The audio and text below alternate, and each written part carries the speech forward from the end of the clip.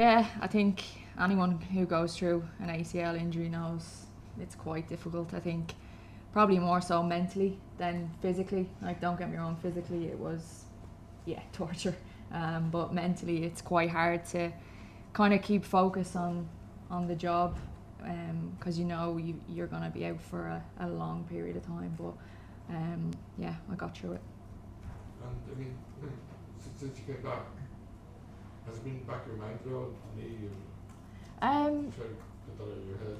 No, to be fair, throughout my whole rehab, I literally just, even if it was like doing first like jumps or anything new exercises, I never thought about it. I just done it, and I think that's kind of helped me when I came back into team training, into games. I never really think about my knee. To be honest, I think it's rock solid. So yeah, I think that's the way you have to go into it after an injury like that, after any injury really. And like it's quite a common injury when it's getting. Have you talked to other players? Did you talk to other players when you went through it? Yeah, I did. Obviously, naturally, a lot of players reach out to you, and ones that have done it as well. I remember Chloe reaching out, and obviously Jess do as well. And you kind of lean on them a bit. Obviously, everyone's experience is different. Everyone's rehab is different, but yeah, you definitely do kind of lean on those players a little bit more. Yeah. Jamie, it's 3 years since the game in Hampton Park. If you look at the starting 11, there's only 4 of that starting 11 in this squad. You're one of them. Katie, Denise, and Courtney, is it? no, the starting 11. Courtney Heather, involved? sorry. Heather, Heather, yeah. yeah. So I mean, needless to say, you're going to change, and I guess from your own point of view, coming back into this, you can really feel and sense that. Yeah, like as you said there, we've mentioned like a lot of players that either like have retired as well, so we're losing a good chunk of that, like big characters in the dressing room, obviously starting players. But yeah, there's a lot of talent coming through, and like this is my first camp back, and there's new players in, and I kind of feel like a new player. I've been out for that long. And yeah, coaching staff as well. There's a lot of new coaching staff, but I really think we're going in a really good direction with that. You stepped outside the tent a little bit as well with the punditry work, like fresh perspective on things. Yeah, I think that's it's quite weird going into that and looking at the team that you play with and then interviewing them afterwards. But I really enjoyed that, and I think like when I done my knee, I did want to kind of stay involved a little bit as much as I could, and that even the game in Cork, like I felt a part of the team even though I wasn't even in the team, you know what I mean? So I think that really helped me as well in that aspect. You've referenced there's plenty of players around the starting camp who've gone through tough times in the injury front. Tara O'Hanlon in particular, I mean, I think nearly 2.5 years, close to 2.5 years she's missed football. Massive moment for her at the weekend. How's she getting on, first of all, in Sunderland? Yeah, Tara's a great girl. I think she's eager to learn, eager to be coached, which is great. Like you said, she played her first minutes in a long time. I thought she done great as well. I think any injury is tough, but to be out for that amount of time is really tough. And I just gave her a text after the game and said, listen, I thought you were great, and I think you need to just push on now and obviously lean on anyone you can to kind of stay in the team and get like minutes under your belt. But I think she's eager and willing to do that, yeah. Probably looking at she has an Irish punch there. You had something similar at Birmingham. There's some nice choreos there to get around. Yeah, it's nice to have the Irish connection at any club you go to.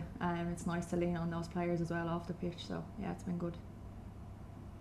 What are those first moments like training is one thing, but those first moments on a pitch in a competitive game after coming back, I mean, how do you mentally prepare for that? I mean, obviously you physically prepared, but you just bump straight in, give me a tackle, or what's the kind of mindset around that? Yeah, it's funny you say that. I think I was like, I just need to get my first tackle in here. I think I said to one of the girls, the biggest thing I missed was tackling someone during my whole ACL rehab. And I think the first kind of game I got that 90 minutes competitively was in obviously with Sunderland. So yeah, I think I didn't really think about it too much because, like I said previous, like if you do that, like you kind of overthink things and stuff. But no, I was delighted to get back into it and get that first tackle out of the way. But you hadn't done it in so long. Like, was Yeah. it hard to get back into the routine of, you know, the night before, the pre-match, you know what I mean, all that kind of stuff? No, to be fair, no, I think like even in my training sessions I try and kind of prepare equally as to a game. Like I'd be pretty kind of professional in those aspects of things. Like throughout my whole rehab I was gearing towards that, and I think like that kind of showed in my strength, and honestly I feel the fittest I've ever felt and the strongest I've ever felt. So yeah, I think hopefully that shows in my game. And in that game, did you get an early blem in, or what was it like for you? Yeah, and that was against my old team as well, so that was nice to to play against my old club and to get 90 minutes and yeah, just to push on then, yeah. It must be great not to go into a tackle or a physical contact situation not thinking, just doing, just being. Yeah, 100%. And like I said, that's what I done throughout my whole rehab. Like even jumping for your first time, like anyone who's been through an ACL will know, like if you think about it too much, you actually won't do it. So whenever I got a new exercise off my S&C, I just said, right, let's do it. I'm not thinking about this. I'm not waiting here for 2 minutes. Let's just go. And I think that's what kind of translated then into the games. Were there like minor, because it's always minor kind of, I have to go back 1 or 2 weeks here in the old timetable. Were there a couple of those? Yeah, there was. I injured my calf when I kind of went back to running. Injured it again when I went back to kind of team based sessions. And I knew like it's quite rare to go through an ACL rehab without having any other setbacks. So I was kind of prepared for it, to be honest with you. And yeah, it is what it is, and kind of set me back a couple of weeks. But honestly, in the grand scheme of things, like a couple of weeks is fine. Where did that resilience come from? I thought I was resilient before my ACL, but this is a new level of resilience. I think you need to just keep the end goal in sight, and the end goal for me was back playing football, regular football, and obviously to be back in this camp was the last piece of the puzzle, but for me probably the biggest piece. Jamie, what was it like kind of watching Ireland from afar? I know you mentioned the country earlier, but what was that like, and was it always a big end goal to get back in the squad? Yeah, it was quite tough, I'm not going to lie. I think even watching club and then watching your country, knowing that you can't help really in any way, I would do anything to be out and playing for Ireland. So yeah, it was quite tough, but like I said, I felt like I was kind of still involved in a weird way, still kind of doing the punchy stuff. But like I said, it was every single day during my ACL rehab, I thought about playing for Ireland. Honestly, it was what kept me going, and thankfully I'm back in camp. And obviously some nice news in the last couple of months too. You popped the question. Yeah, got engaged during the summer. I think like when you go through a big kind of injury, and you kind of look at stuff outside of football as well, and you have a greater appreciation for everything in life, I think. So yeah, I think as well I was probably not the easiest what would you say, person to go through that rehab. And like my partner Sarah, she was great, family were great, leaning on, but yeah, we had a nice summer. So Yeah. any wedding plans, or is that down Oh the God, line? no. Honestly, I was like, all right, what do we do next? Obviously with football, it's so like you can only do it at a certain time. So yeah, we'll see what the plans are. So congrats. Thank you. Jamie, to have that routine that you've been so used to since you were a kid taken away from you in those months, obviously you were busy with rehab and everything, but how did you fill your time? Like, was it difficult? Not that, you know, as you said, in your head as much as the physical side of it. Was that a real battle for you?